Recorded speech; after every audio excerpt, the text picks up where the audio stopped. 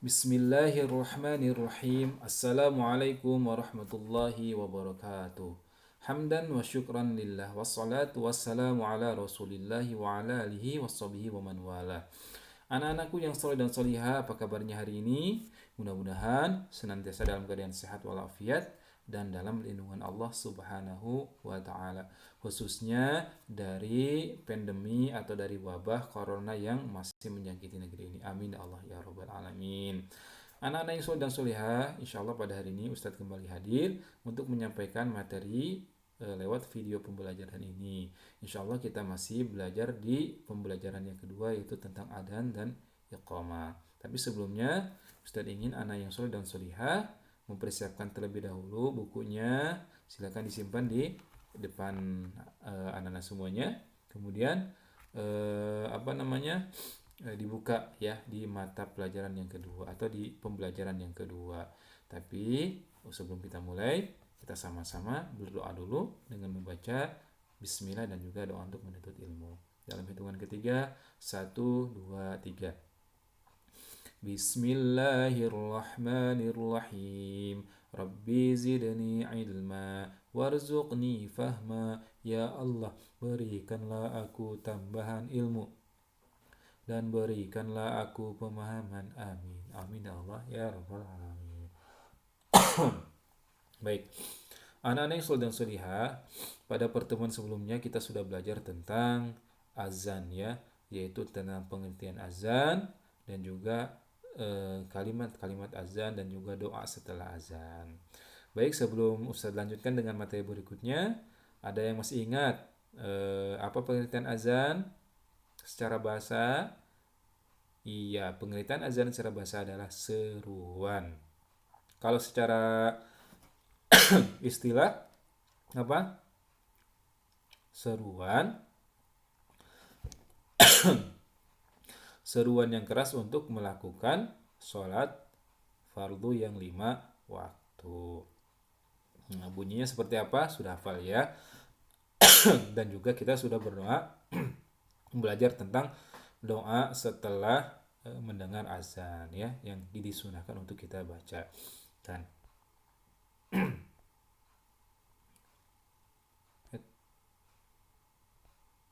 nah, anak yang soleh dan solehah, kemarin kita sudah belajar pengertian lafaz dan juga tentang doa setelah azan.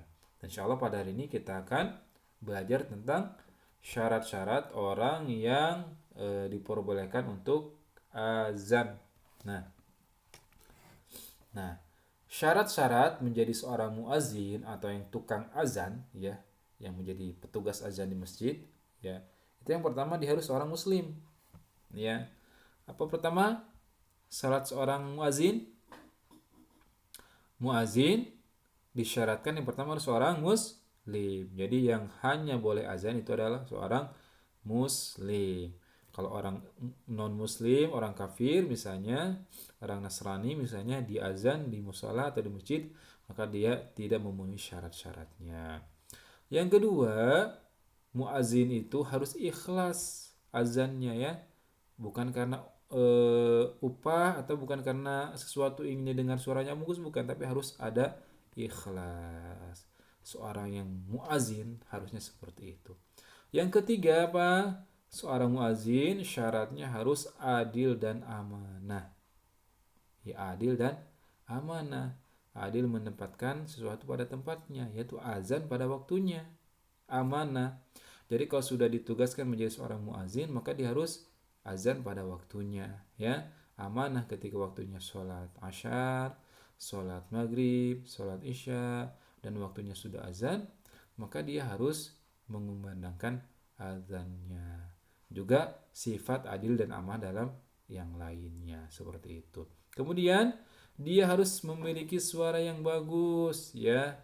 Jadi disyaratkan seorang muazin itu suaranya bagus ya, merdu sehingga bisa kemudian mengundang orang untuk sholat ke masjid.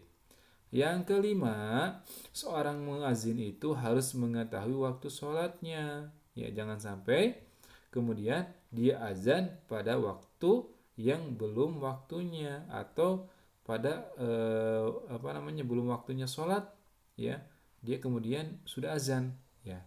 Makanya kemudian seorang muazin itu harus mengetahui waktu-waktu sholat.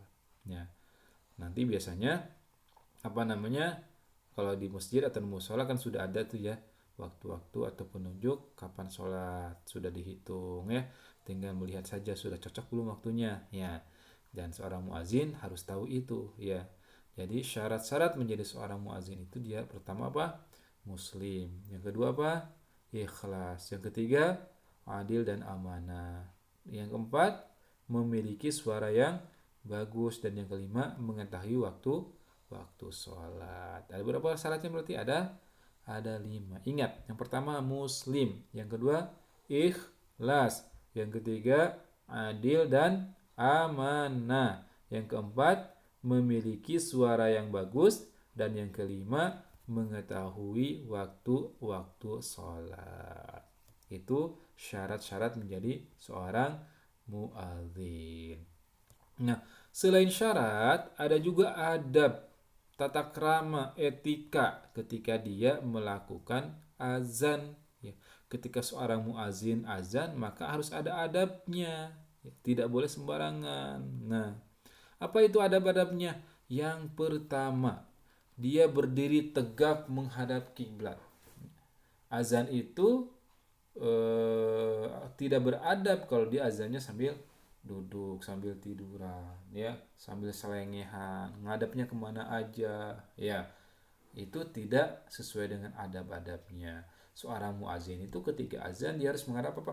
Menghadap ke kiblat, tegak berdirinya ya, jangan sampai selengehan gitu ya, Allah Akbar, Allah Akbar, nggak seperti itu, tapi harus tegak. Allahu Akbar, Allahu Akbar. Nah, seperti itu. Harus tegak ya, tidak selengehan. Yang kedua, harus suci dari hadas besar dan kecil. Ya, adabnya seperti itu. Kalau mau azan harus suci dari hadas besar dan kecil. Kalau dia misalnya masih dalam kondisi junub, ya mimpi besar misalnya atau yang lainnya ya, maka dia harus mandi dulu ya, mandi besar. Kemudian juga dia kalau dia kencing harus dicuci, harus wudhu dulu ya, suci dari hadas besar dan hadas kecil, seperti itu ya. Jadi kalau yang belum wudhu misalnya, kemudian misalnya dia batal, maka adabnya dia harus berwudhu dulu, suci dari hadas besar dan hadas kecil. Kemudian yang ketiga, menggunakan pengeras suara atau berada tempat yang tinggi. Ya, kalau bisa suaranya yang lantang. Kalau tidak ada pengeras suara atau speaker misalnya, maka suaranya yang lantang, yang kuat. Seperti itu. Kalau bisa, kalau tidak ada ini berarti juga azannya di tempat yang tinggi seperti Bilal. Ya, naik ke tempat yang tinggi ya. Kalau di masjid-masjid kan ada apa namanya? eh, eh, menara ya. Nah, kalau tidak ada pengeras suara bisa tuh ya naik ke menara azan di atas. Tapi untuk sekarang insya Allah ya di mana-mana sudah ada pengeras suara sehingga lebih mudah. Nah, muazin sebaiknya azan dengan suara yang bagus dan keras. Nah, sebaiknya azan itu suaranya yang lantang, yang keras dan bagus. Bukan Allahu Akbar, Allahu Akbar. Nah, yang lantang, yang keras. Allahu Akbar, Allahu Akbar. Nah, seperti itu ya. Dan seterusnya. Jadi belajar nanti ada yang soleh, azan dengan yang lantang dan suara yang keras dan yang bagus ya. Kemudian yang kelima apa? Adabnya memasukkan ujung jari ke dalam kedua telinga ya, seperti ini. Di apa namanya, di jari ini sambil memegang telinga ini seperti ini, memasukkan ujung jari ke dalam kedua telinga. Nah, ini nanti insya Allah akan membantu ketika azan itu membantu suara yang keras, yang tegas gitu, seperti itu. Nah, kemudian berhenti sebentar ketika membaca kalimat-kalimat azan. Jadi ketika azan itu misalnya Allahu Akbar, Allahu Akbar. Nah, itu berhenti sejenak. Jangan langsung Allahu Akbar, Allahu Akbar. Allahu Akbar, Allahu Akbar. Nah, tidak terburu-buru. Jangan cepat-cepat seperti itu, tapi ada berhenti sejenak, ya. Allahu Akbar, Allahu Akbar. Nah, berhenti sejenak dulu, baru lanjutkan. Nah, kemudian membaca doa setelah azan. Nah, bagi seorang muazin disunahkan adabnya membaca doa setelah azan selesai. Kalau bisa ya, kalau ada speaker ketika setelah azan, ya bacakanlah doanya. Supaya kemudian yang lain pun yang mendengarkan juga teringatkan ketika setelah mendengar azan membaca doa setelah azan. Seperti itu. Baik, anak-anak yang soleh dan solihah, Ustadz kira itu dulu pertemuan kita hari ini. Kita telah belajar apa? Telah belajar syarat menjadi seorang muazin dan juga adab-adab ketika seorang muazin itu azan. Nah, sebelum kita tutup, kita coba ulangi ke belakang. Apa saja syarat seorang muazin? Apa saja? Ya, yang pertama adalah seorang muslim, dia harus ikhlas, dia harus adil dan amanah, dia memiliki suara yang bagus dan juga mengetahui waktu sholat. Kemudian apa adabnya? Adabnya adalah pertama apa? Berdiri tegak menghadap ke kiblat. Yang kedua, suci dari hadas besar dan hadas kecil. Yang ketiga, menggunakan pengeras suara atau berdiri di menara atau tempat yang tinggi. Yang keempat apa? Muazin yang azan sebaiknya mempunyai suara yang bagus dan keras sehingga bisa terdengar oleh banyak orang. Kemudian yang kelima apa? Memasukkan ujung jari ke dalam kedua telinga seperti ini, ya. Yang keenam, berhenti sejenak ketika membaca kalimat-kalimat azan. Jangan terburu-buru. Dan yang ketujuh, membaca doa setelah azan. Makanya sebelumnya kita belajar tentang doa setelah azan. Jadi anak-anak yang soleh ketika sudah tahu azan, belajar azan, kemudian belajar di rumah atau di musola, diperhatikan syarat dan adabnya.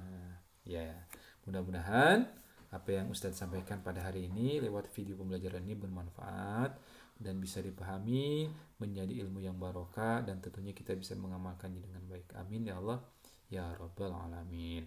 Sebelum kita tutup, Ustadz tak pernah bosan untuk berpesan, jangan lupa dalam kondisi yang masih pandemi ini, jaga kesehatan, jangan lupa pakai masker kalau keluar, juga sering-sering cuci tangan ya, atau dengan menggunakan hand sanitizer. Dan kalau bertempat di kerumunan jangan lupa jaga jarak. Kalau tidak ada perlu yang sangat penting atau mendesak, maka usahakan jangan sampai menemui tempat-tempat yang berkerumun seperti itu. Baik, itu saja yang Ustadz sampaikan. Mudah-mudahan bermanfaat. Sekali lagi kita tutup dengan sama-sama membaca doa hamdalah, istighfar dan doa kifaratul majlis. Alhamdulillahirabbil alamin. Astaghfirullahaladzim. Subhanakallahumma wa bihamdik. Asyhadu an la ilaha illa anta astaghfiruka wa atubu ilaik. Wassalamualaikum warahmatullahi wabarakatuh.